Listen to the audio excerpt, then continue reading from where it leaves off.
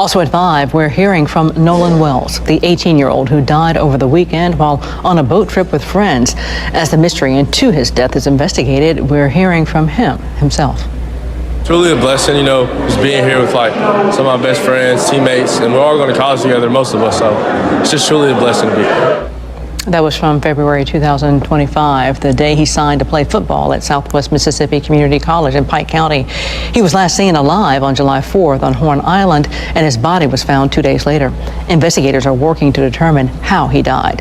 His friends told investigators they left the island and he stayed behind. They say he was supposed to take a different boat back to the mainland Saturday, but never did.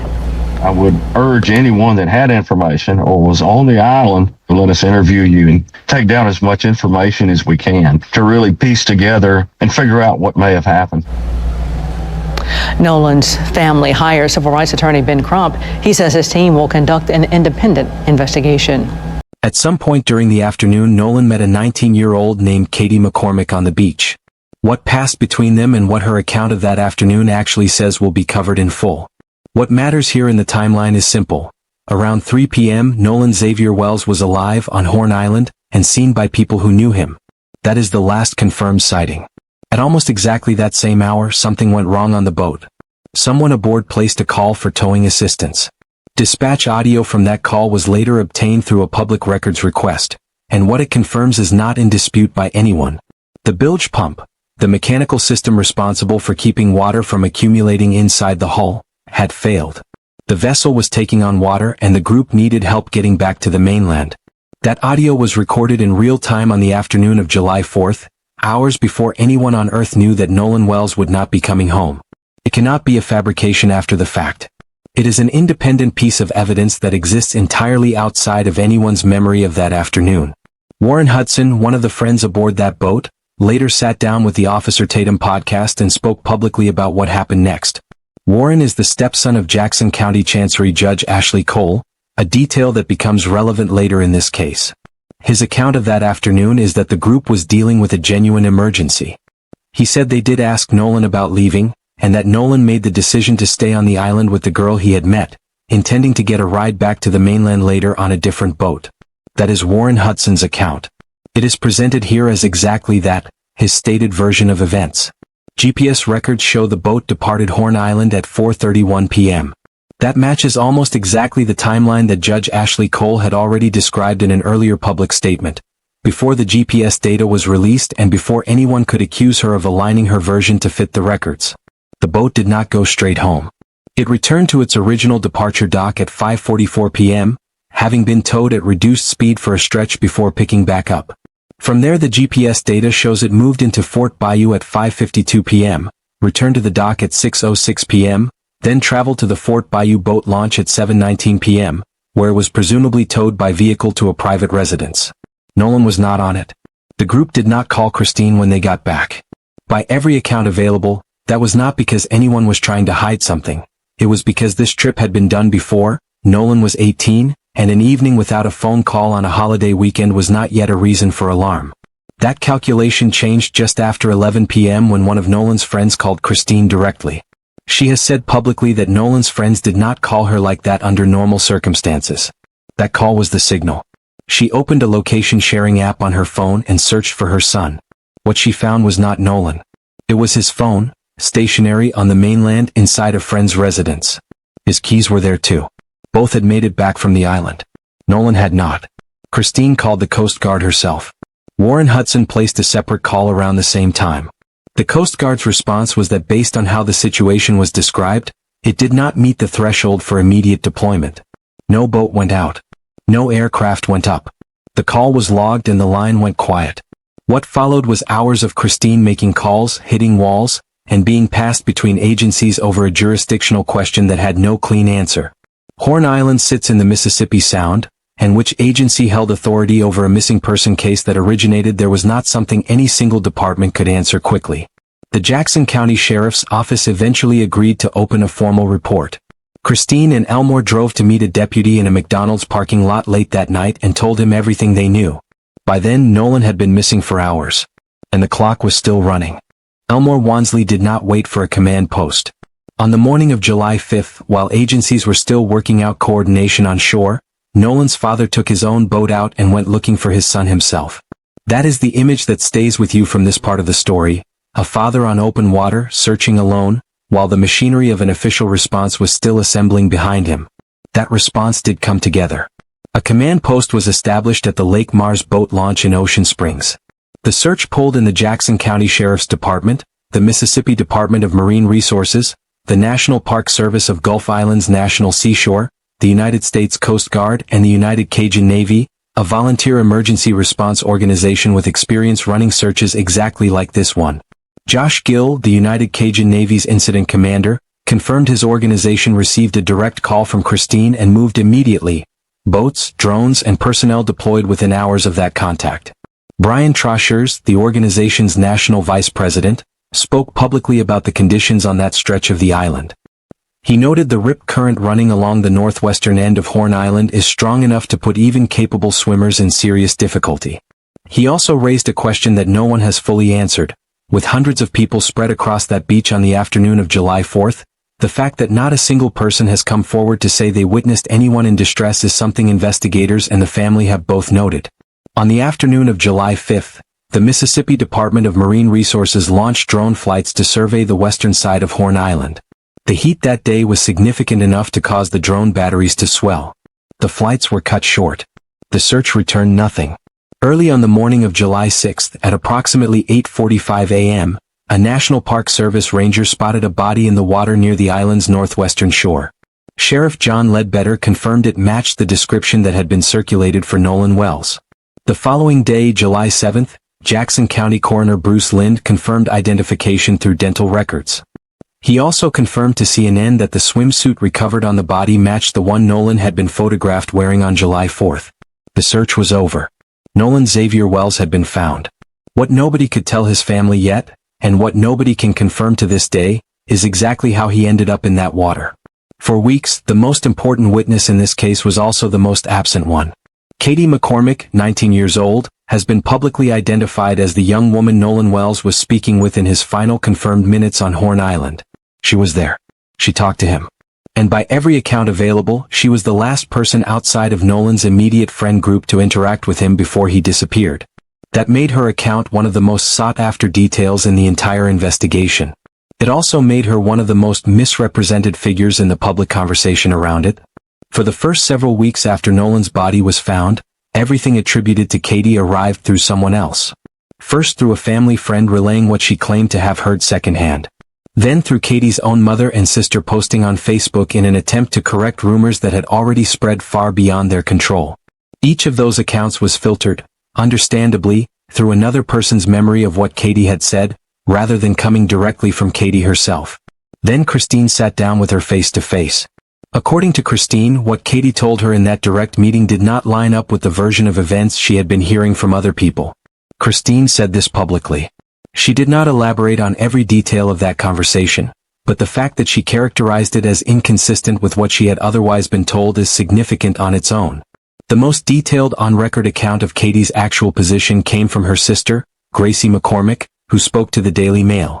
According to Gracie, Katie's understanding at the time she left the island was that Nolan was heading back to the boat he had arrived on. She assumed, based on the conversation she and Nolan had, that his friends would not leave without him.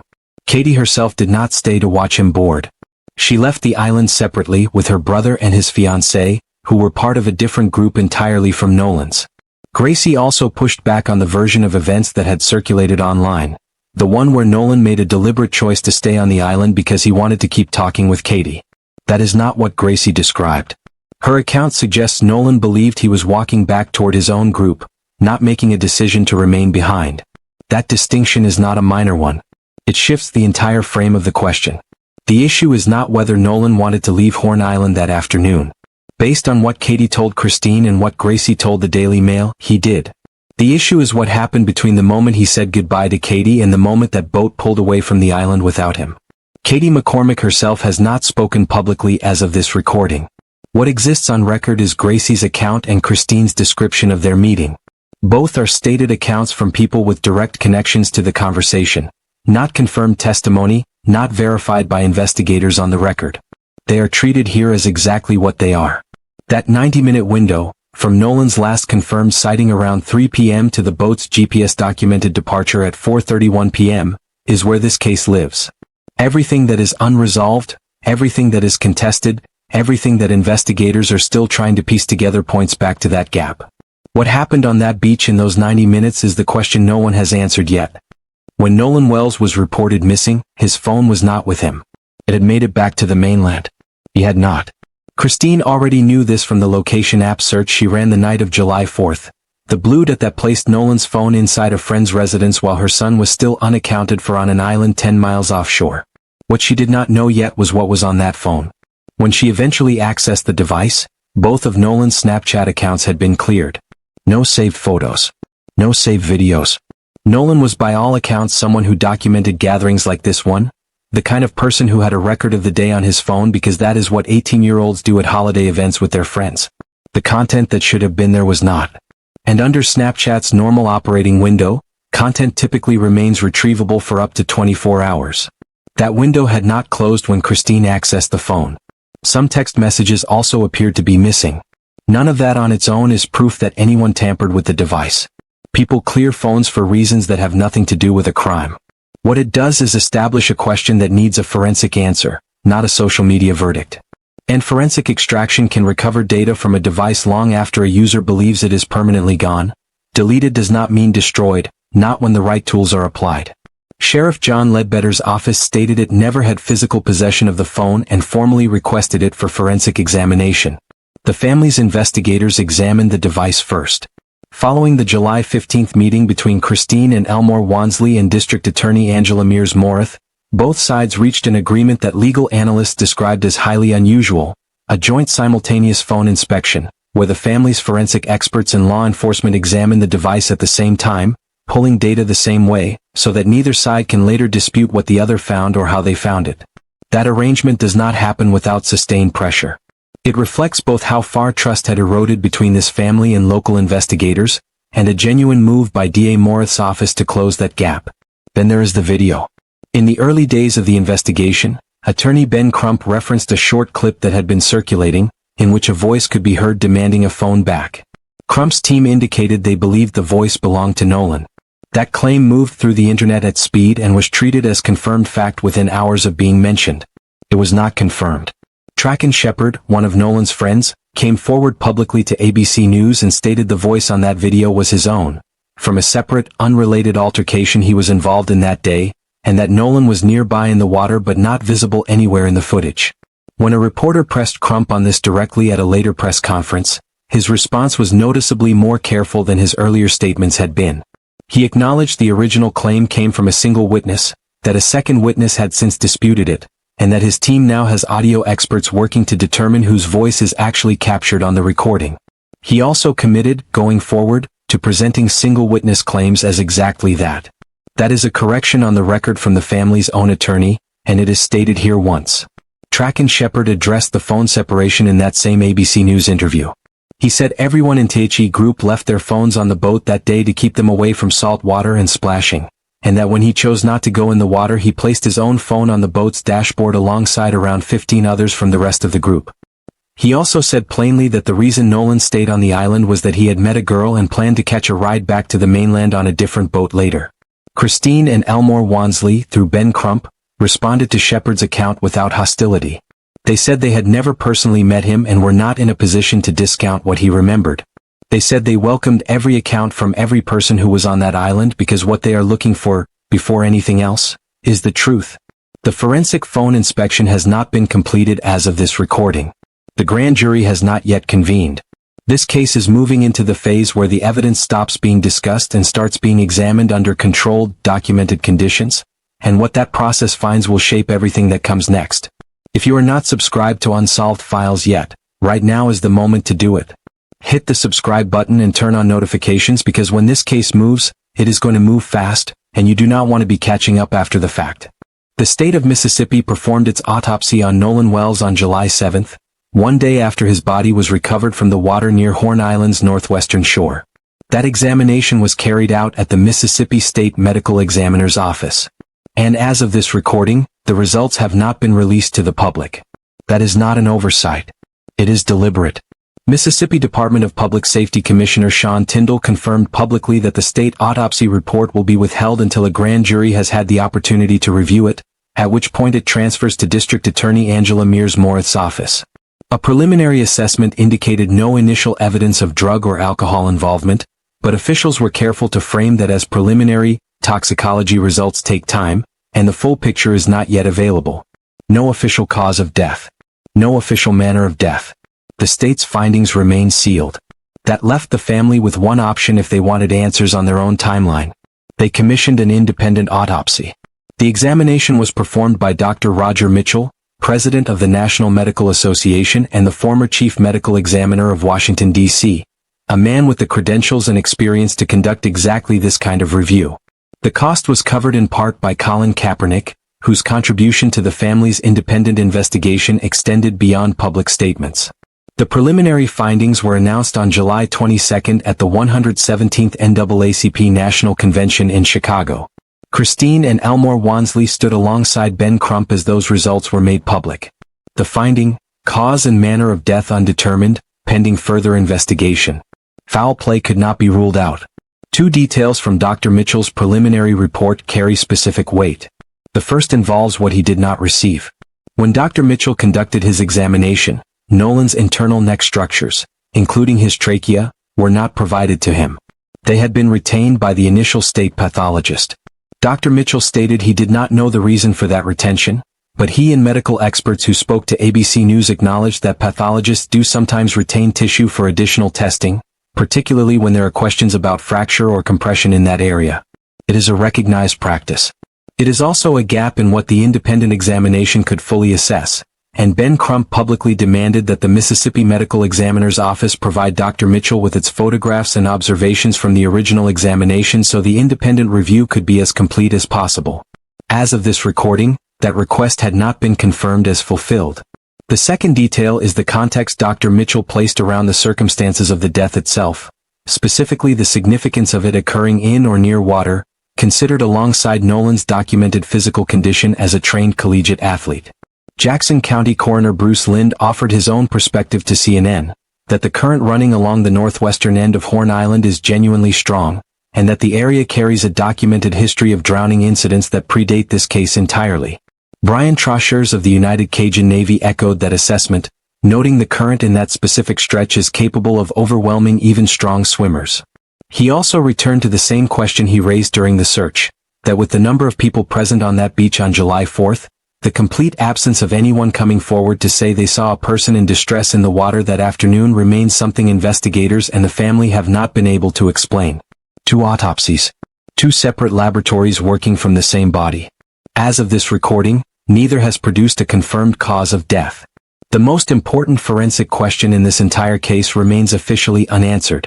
On July 15th, 11 days after Nolan Wells did not come home from Horn Island, his parents sat across a table from the Jackson County District Attorney for the first time since their son's body had been recovered. Christine and Elmore Wansley walked into that meeting with attorney Ben Crump, attorney Eric Hers who has been leading the family's independent investigative effort, and attorney Liza Park. What they walked out with were 2 concrete commitments. First, once the Jackson County Sheriff's Office concludes its investigation, the case will be presented to a grand jury. Second, both sides agreed to the joint simultaneous phone inspection that was covered in the previous chapter. The grand jury announcement traveled fast online and was almost immediately misread by a large portion of the public following this case. A grand jury referral sounds like charges. It is not charges. In Jackson County, presenting an unnatural or suspicious death to a grand jury is standard procedure. It happens routinely, it does not require evidence of a crime, and it does not mean prosecutors believe one occurred. A grand jury is a panel of citizens, typically between 15 and 25 people in this jurisdiction, who review whatever evidence prosecutors choose to present and decide whether probable cause exists to move forward. There is no defense present. There is no public record of the proceedings. And the DA's office stated directly in the aftermath of that July 15th meeting that this case is not currently being treated as a criminal investigation. Not everyone accepted that framing at face value. Former Mississippi Judge Carlos Moore went on record with his own concerns about District Attorney Angela Mears-Morith, pointing specifically to a previous case involving a fatal police shooting where he says her office had substantial evidence and still did not secure an indictment. His position is direct. A grand jury referral from this office should not be mistaken for meaningful forward momentum until the results prove otherwise. He said he intends to watch this case closely. Attorney Tyler Bailey offered a different perspective. He explained that the referral is procedurally routine and that even if charges did eventually emerge from the grand jury process, they would not necessarily point toward homicide. Without a confirmed cause of death, the more likely territory for any charges would involve the aftermath, obstruction of justice, accessory after the fact, or related offenses tied to how the hours following Nolan's disappearance were handled rather than the disappearance itself. Eric Hers added a detail at that same press conference that put the scale of public interest in this case into concrete terms. His team is receiving between 50 and 100 calls every single day from people claiming they were on Horn Island on July 4th or know someone who was. That volume of potential witnesses is significant. What investigators do with those contacts will matter. Hers also raised a specific legal complaint that had nothing to do with theories or speculation.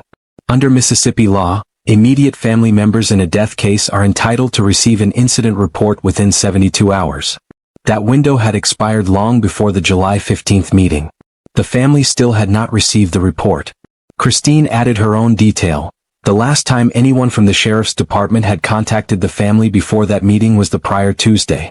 And that contact did not come from the sheriff's office. It came from Christine, who sent a text message asking for an update on her own son's death investigation.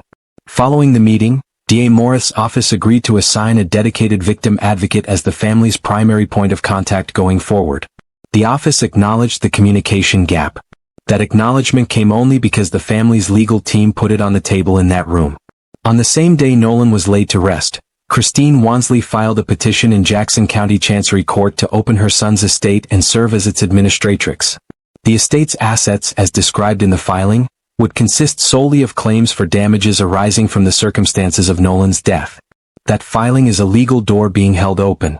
Whatever the criminal process does or does not produce, it ensures the family retains the right to pursue civil accountability. It is one of the most significant legal moves in this entire case, and it received a fraction of the attention it deserved. When the FBI's name entered this case publicly, speculation moved faster than facts. Some people read federal involvement as proof the case had been secretly escalated into something far more serious than local authorities were admitting. Others read it as the opposite: federal agents stepping in to manage the narrative rather than investigate the death. The FBI's Jackson Field office eventually addressed both readings directly, releasing a full public statement that was deliberate in its tone and precise in what it confirmed. The statement said the agency has been supporting the Jackson County Sheriff's Office from the beginning using federal tools and partnerships, that the Sheriff's Office leads this investigation and will continue to lead it, and that the FBI's specific focus has been on interstate threats directed at individuals connected to the case. Sheriff John Ledbetter separately confirmed to WLOX that the FBI is also assisting with digital evidence examination, a role he described as not unusual given that Horn Island sits on federal land and the two agencies have an established working relationship. That word, threats, is where this section of the story becomes something beyond the investigation into Nolan's death. While Christine and Elmore Wansley were in the process of planning their 18-year-old son's funeral, anonymous hate mail arrived targeting their legal team. It came while they were choosing a church and writing a eulogy. Tracken Shepard stated publicly that he and others connected to the case had been receiving online threats since the story drew national attention.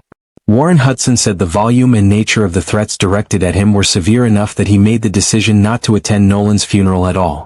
Judge Ashley Cole, whose stepson Warren was on the boat with Nolan that day, stated publicly that she and her family had received a wave of death threats.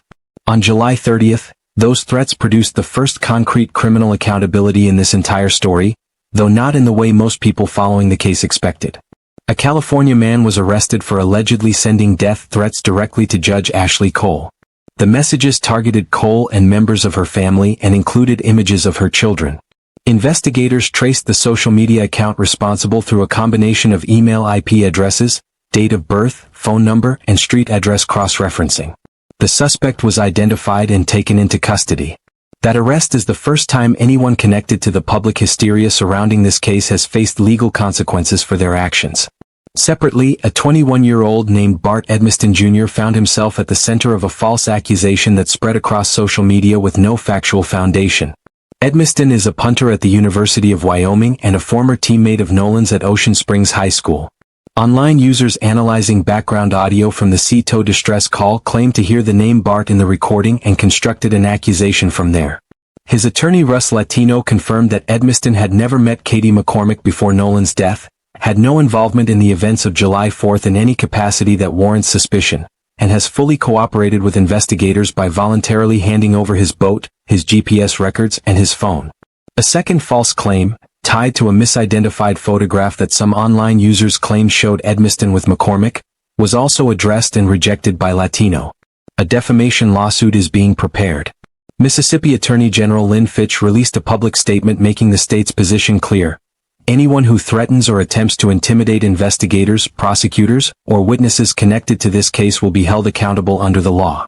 Mississippi Department of Public Safety Commissioner Sean Tyndall went further, stating directly that online misinformation has been the accelerant behind the threats and that both state and federal law enforcement are actively monitoring and responding to the situation. During the investigation, AI-generated fake videos of Christine Wells Wansley reportedly circulated online. Ben Crump addressed this without equivocation. No one's life should be threatened in the pursuit of truth, and no one should be treated as guilty before evidence establishes it. That principle, Crump made clear, applies to every name connected to this case on every side of it without exception. The investigation into Nolan's death is still open. The investigation into the threats surrounding it now has its first arrest. On Monday, July 20, 2026, 16 days after Nolan Wells did not come home from Horn Island, his family laid him to rest at Centerpoint Church in Ocean Springs, Mississippi. Visitation opened at 9 a.m. and ran through 11. The service followed immediately after. Christine had been clear beforehand about what she wanted the day to feel like. She said Nolan would not want people sitting around crying.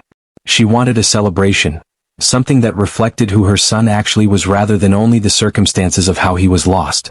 After the service, a celebration of life was held at the Jackson County Fairgrounds.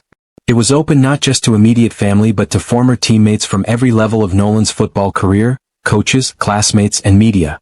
Christine reached out personally to Coach Les George to make sure players who had known Nolan from middle school through his time at Southwest Mississippi Community College were there and represented.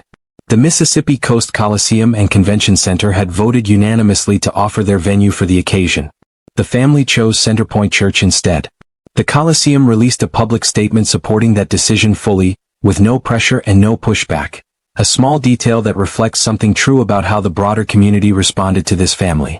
Reverend Al Sharpton officiated at the family's request. Tyler Perry covered the full cost of the funeral.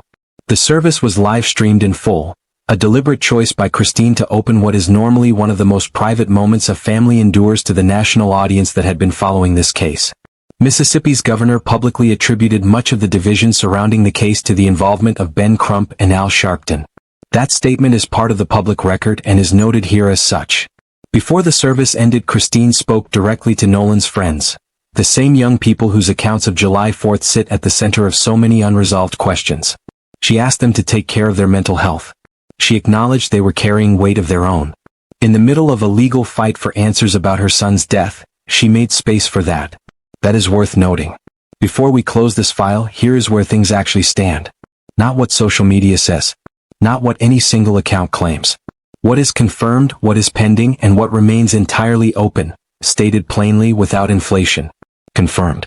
GPS data from the Mississippi Department of Marine Resources documents the boat's full movements on July 4th, from the 9:56 a.m. departure through the 4:31 p.m. exit from Horn Island and the 5:44 p.m. return to the mainland dock.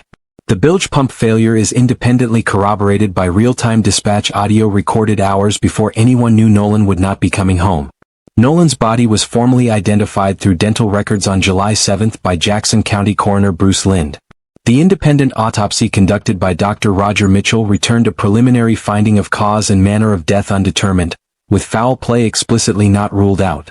The case is heading to a grand jury once the Jackson County Sheriff's Office concludes its investigation.